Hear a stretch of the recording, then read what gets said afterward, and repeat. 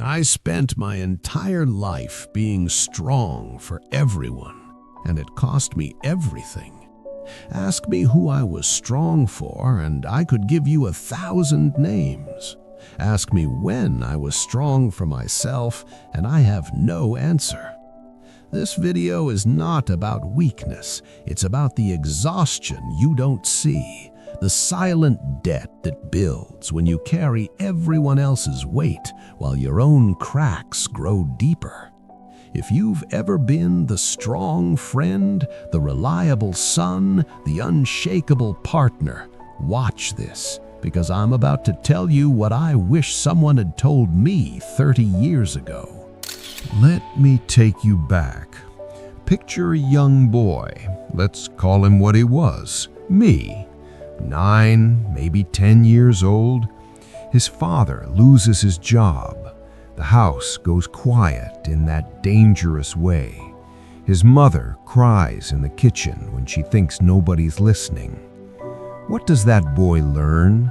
He learns that strength equals love, that if he just stays quiet, fixes things, asks for nothing, the world stays safer. So he becomes a fortress, no leaks, no cracks visible from the outside. And nobody taught him that a fortress can become a prison. By 16, I was solving problems that weren't mine.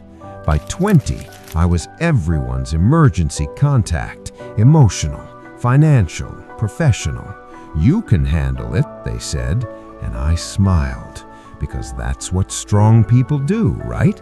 We smile. But here's what nobody talks about. Strength without rest becomes rigidity, and rigidity breaks. Let me tell you exactly what it cost me. It cost me my first real love. She said, "You never let me in." I said, "I'm protecting you." She said, "You're protecting yourself from being known." She was right. I didn't know how to be seen as weak, so I wasn't seen at all. It cost me my health, 30 years of swallowed stress. The body keeps score, my friends. The headaches I ignored, the chest tightness I joked about, the night I ended up in the hospital, doctors asking, "When did this start?" I said, "I don't remember not feeling tired." But the deepest cost, I lost myself. I became so good at being what others needed, I forgot to ask what I needed. My dreams delayed until everyone else was stable. My boundaries non-existent. I mistook martyrdom for meaning. And the cruel irony, when I finally broke, when I finally admitted I couldn't carry it all, some people left. The same ones who'd leaned on me for years. They called me different, changed. No, I just stopped being their furniture, stopped being the chair they sat on while I had no place to rest. My awakening didn't come from wisdom, it came from collapse.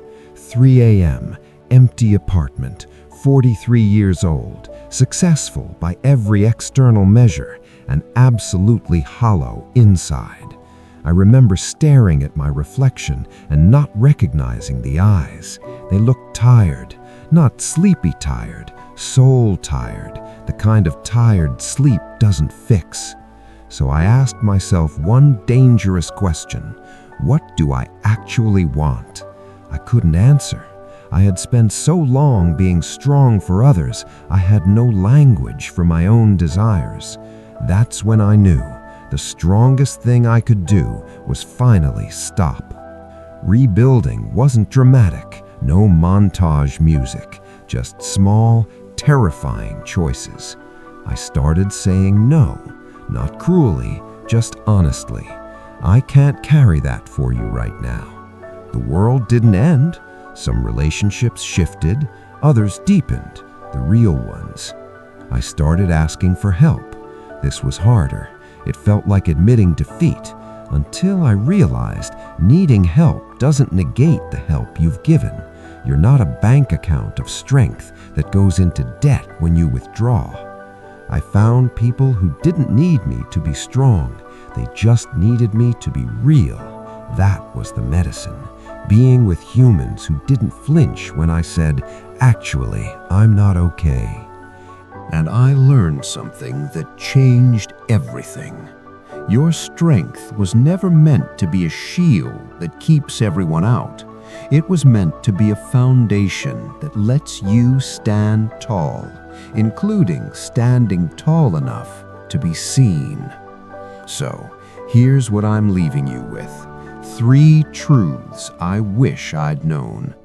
First, being strong doesn't mean being available for everything. It means being discerning. You can be a lighthouse without being every ship's harbor. Second, the people who matter don't love you for your utility. They love you for your presence. If someone disappears when you stop serving, they were never there for you. They were there for what you could carry. Let them go. That's not cruelty, that's clarity. And third, and this is the hardest one, your suffering in silence doesn't make you noble, it makes you alone. The strongest people I know now aren't the ones who never break. They're the ones who break open and let the light in through the cracks. You are allowed to be tired. You are allowed to need. You are allowed to say, "I carried you for miles, and now I need to rest." That doesn't make you weak. It makes you human. And your humanity is more valuable than your utility ever was. I'm not that fortress anymore. I have cracks now. Windows, doors that open and close. Sometimes people see me cry. It's terrifying, and it's freedom. If you're watching this and you feel that silent exhaustion, that weight of years of being the strong one, I want you to hear this. You don't have to earn your rest. You don't have to justify your limits, and you don't have to wait for collapse to give yourself permission to be human. The world will keep turning if you set down some weight. The people who truly love you will help you carry what's left, and the empty space you create, that's where your real life begins. I spent my life being strong for everyone. I'm spending what's left being real for myself and for the ones who stay. The cost was everything. The reward? Finally being whole. Don't wait as long as I did.